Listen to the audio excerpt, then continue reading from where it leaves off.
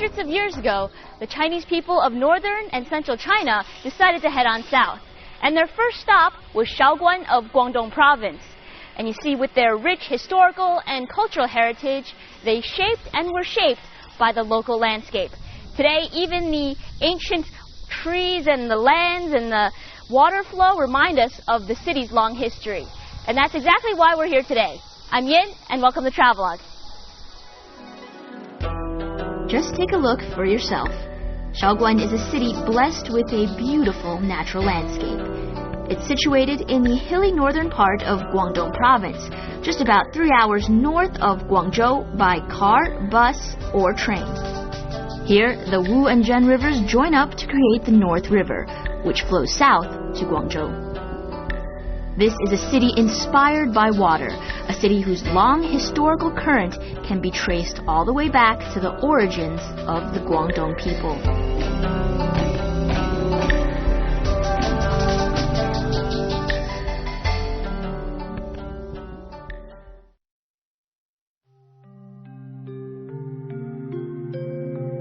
In Shaoguan, there's a quiet, picturesque paradise just 18 kilometers from the city proper. What you see here are not your typical mountains. The caves at Lion Rock were once the home of people way back in the Stone Age. And back then, Maba Man, as they're known, looked a little like this. The remains of Maba Man were discovered accidentally in 1958 by some local farmers. I bet 60 years ago, the guy who discovered this cave knew not what he was getting into. Well, what he did discover was a cave with the remains of our ancestors, Maba Man, from over 130,000 years ago. And from these remains, we get a better understanding of what life was like for him, and also possibly learn about our own past and future. Although you can see a huge difference between these guys and Peking Man from 500,000 years ago, Maba Man still has the overall face shape of an earlier form of man, with his protruding brows and lips and forward-sloping forehead. Pretty fascinating. And even if you're not an anthropology buff, just the environment here is pleasant enough.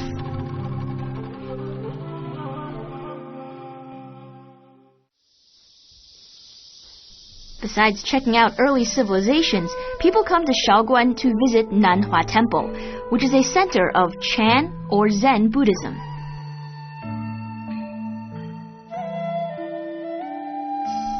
Located just 6 kilometers from Maba town, Nanhua Temple draws people in their hordes. It's nestled among ancient trees in a peaceful and soothing environment, and it's not hard to see why its 6th patriarch, Huineng, chose this place to sit in meditation for 36 years to reach enlightenment.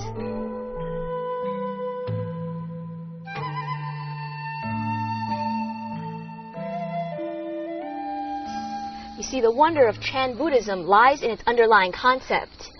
Now, before it was formally established over 1,000 years ago, there were different sects of Buddhism, and some emphasized the importance of cleansing the human spirit of impurities. Instead, the Chan Buddhism stressed the importance of enlightenment, and this was this concept of being pure in the first place. It was a higher realm of being. And thus later on, Chan Buddhism took over the entire country as the most important form of Buddhism, and still runs strong today.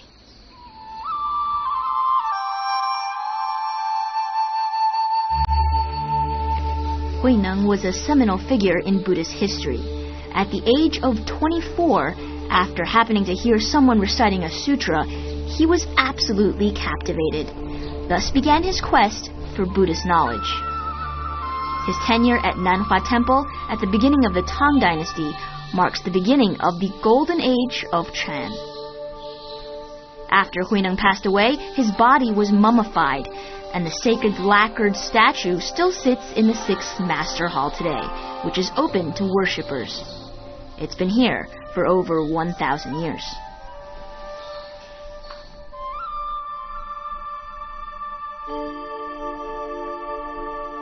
Nearly all of what we know about Huineng is recorded in the Platform Sutra. This is a collection of talks given by the sixth patriarch and is the standard work of Chan literature. Its passages are still discussed and used as teaching material in all schools of Chan.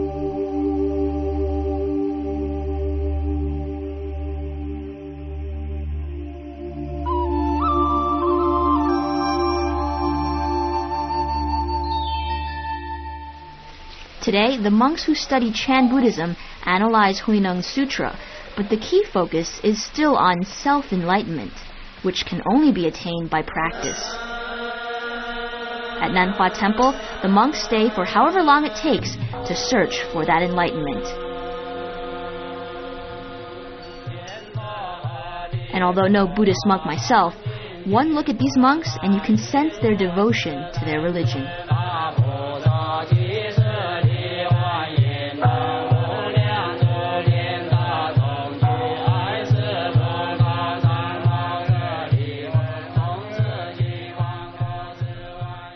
As we move further on, we reach the back of the temple.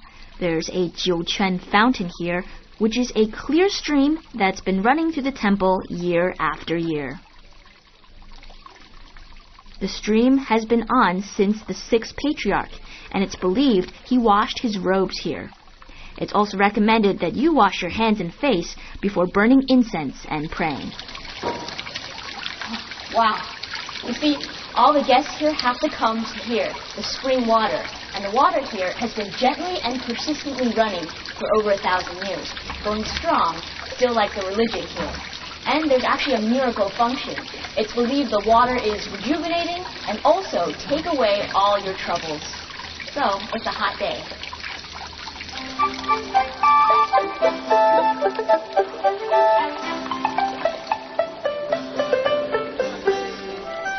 After tasting the water, I can't say I feel ages younger, but it sure is crisp and refreshing.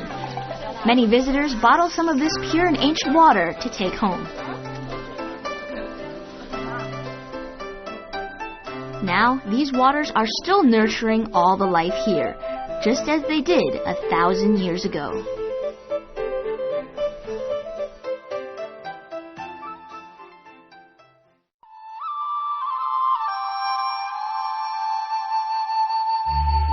Now it's time to put on a good pair of hiking boots, because we're going to track back through the history of the Guangdong people.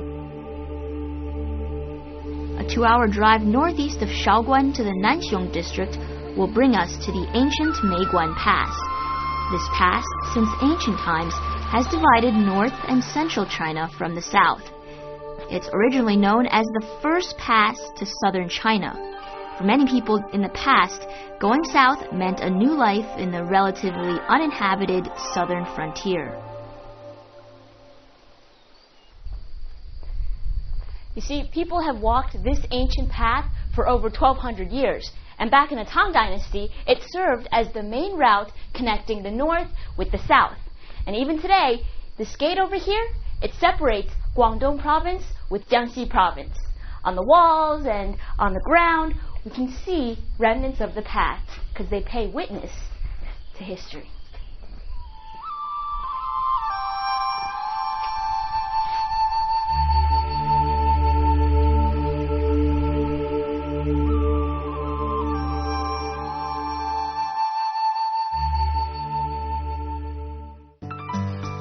Having made their way south, these early pioneers' first resting place was Zhuji Lane. This was a true melting pot, where north met south and people from different places became neighbors. It was from this long and narrow strip of land that people later migrated further southward to the Pearl River Delta. That's why Zhuji Lane is recognized as the birthplace of the Cantonese. Today, the street seems relatively peaceful, but actually, hundreds of years ago, the Chinese people from northern and central China emigrated here to this area before moving on further south. Now, in those days, it was much different. People were busying themselves in the streets, going about their daily affairs. And still today, we can see remnants of the surnames. See, each house has a different surname representing a different family for all the different families that used to live here. Nowadays, we see many different people from southern China and other areas in Guangdong who come here and try to search for the past.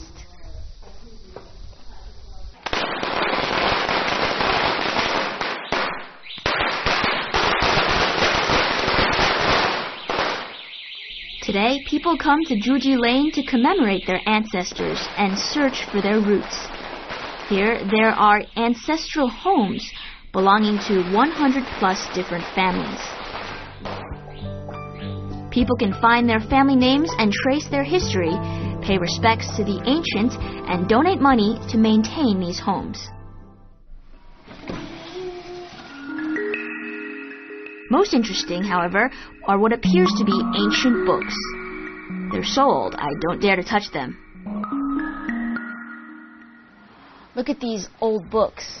Well, they're not really books. Actually, they're historical records of a family's past, where the ancestors were from, how many children they had, what their names were, and what they did and accomplished within their lives.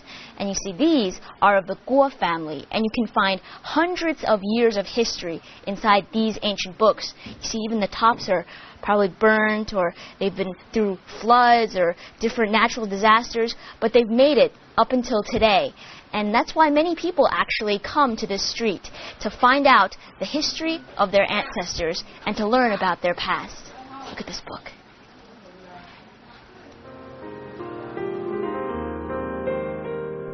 Even if you don't recognize the characters and names of these people, it's an unbelievable feeling just knowing that these are the stories of somebody's ancestors. Now imagine what it would be like if you did find the name of a certain great-great-grandfather. Nowadays, most people have migrated away from Zhuji Lane, particularly the young. However, the cobblestone lanes, weathered walls, and ancient waters give Zhuji a certain old-world charm.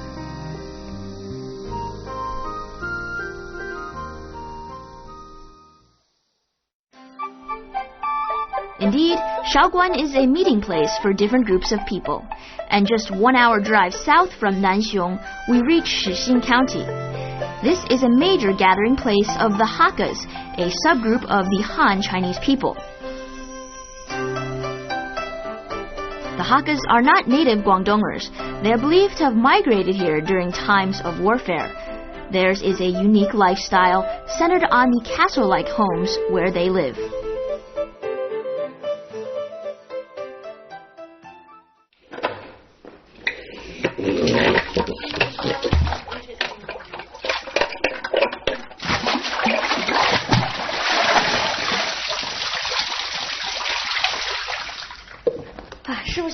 Okay. Whew, that's refreshing.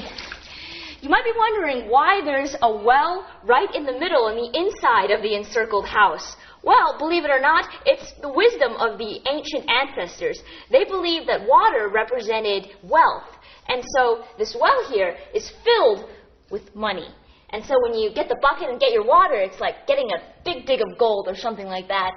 Even in the structure of the building here, up there, you see it's open top. So all the rain and the wealth can flow right on into the household and stay within its borders.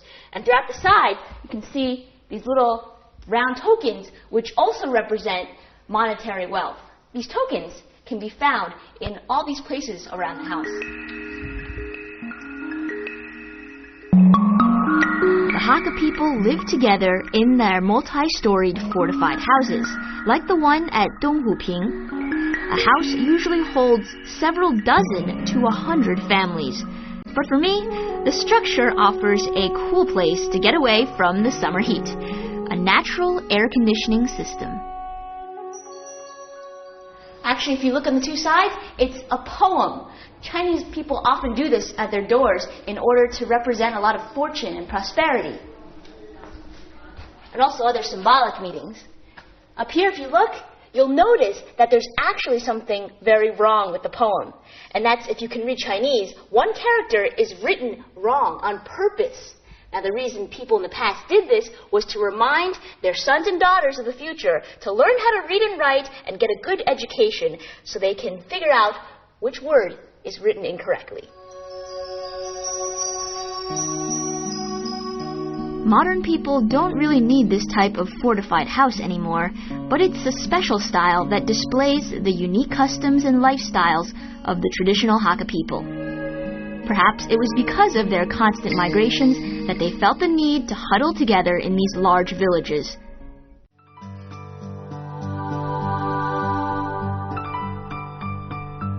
The largest of these fortified houses in Guangdong is not this one. The largest is just 30 minutes from Donghuping and has over 770 rooms. Mantang Manor House was built in 1836 for a rich official. It looks like a castle, and just like a real castle, was designed to be defended. The house is divided into 3 sections: left, center, and right.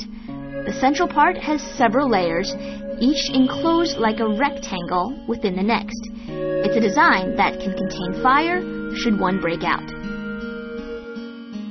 A lot of defensive measures are incorporated into the design. The doors are even cast with metal, and when they're closed, the house is cut off from the rest of the world. It's kind of creepy in here, isn't it? It's like almost a dungeon or a castle. And you won't find many people in here. The walls are over 2 meters thick, and the windows are small, just a glimmer of light.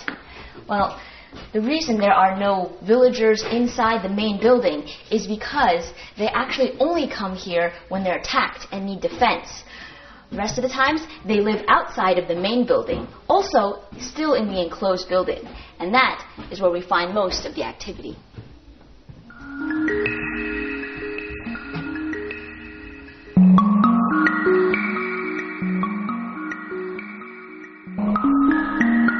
Looks a little mysterious, huh?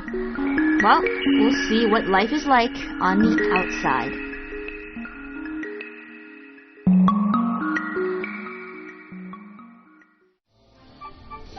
The fortified house is almost a symbol of the Hakka people.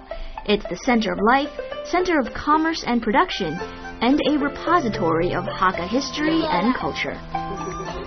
Hakka in Chinese literally means guest families, so even the name tells you that they are not Guangdong locals, but migrants from northern China who originally fled the social unrest and upheavals caused by war and famine. Today, they still observe their unique lifestyle and customs, and that includes living in their special homes. It's one big happy family. When you stroll through the Hakka houses, one thing you're bound to notice is the local staple food. Can you guess what it is?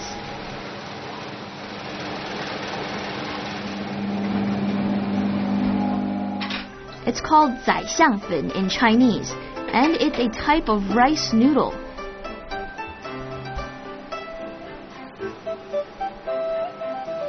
The name zaixiangfen translates as Prime Minister Noodle. The story goes there when a man who served as a sort of prime minister long ago made it to the top ranks to his success in the imperial exams.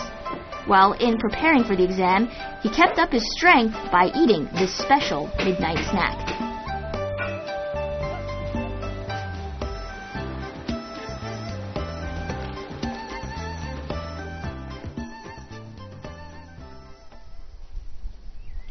And there it is, zaixiang noodle. And you see, from this moist noodle, we get the final product, this dry noodle. And I see this type of dry noodle is very convenient to carry along on trips. And that's exactly why it was first created in the Tang Dynasty. Sort of like instant noodles. Very delicious local snack.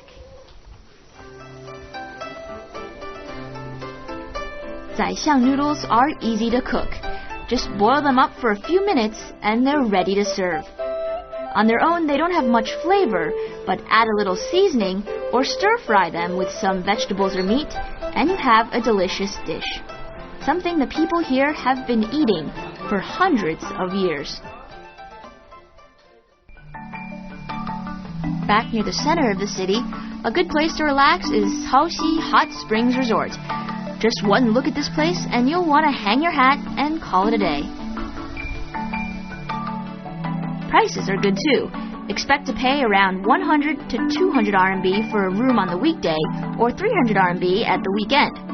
Of course, it also depends on the type of room you choose. There are also luxurious guest rooms and villas. Although business is good, the resort is huge, so you're pretty well guaranteed your private room. 127. My humble abode. Check it out. Woo! Nice and cool in here. Wow. So outside it looks like a garden, but inside, this is what I like to call home. Nice place to relax. Let's see what else they have here. Wow. Incredibly luxurious bathroom over here. Internet. And look over there. It's like palm trees. A little piece of utopia for those who want to take a little time to themselves. Up. And of course, why I came to this room. You have your very own little hot spring. For the people who don't want to be out there with everyone else, you can have your little posh getaway right here.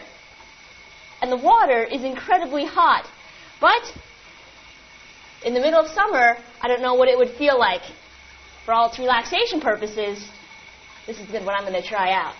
So, this is the part where I get in there and you go away.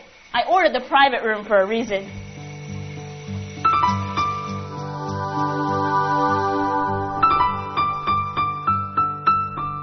Or if you want to get a little further from the city, a 30-minute drive will bring you to Fengwan Hot Springs, a larger spring resort that's tucked away in the mountains.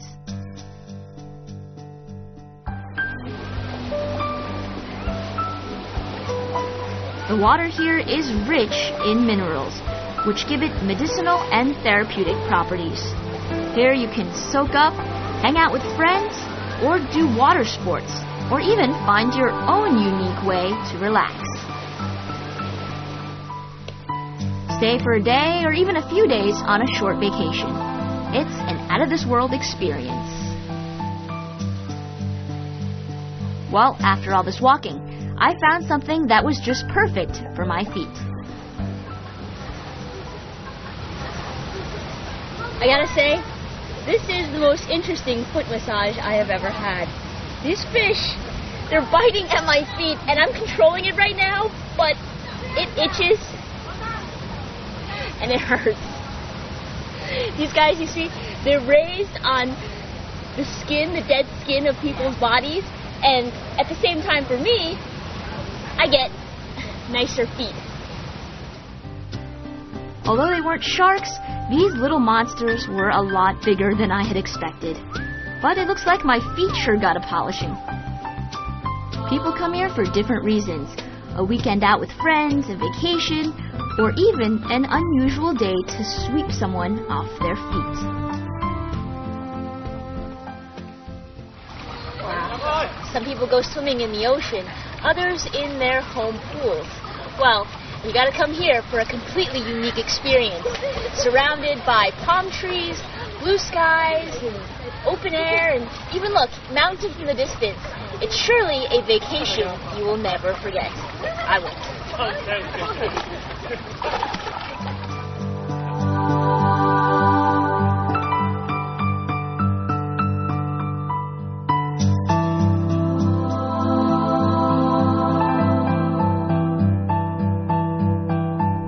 Shaoguan is a relaxing place. From the people here to the environment, there's something for everyone, and a few days here will be exactly what you're looking for.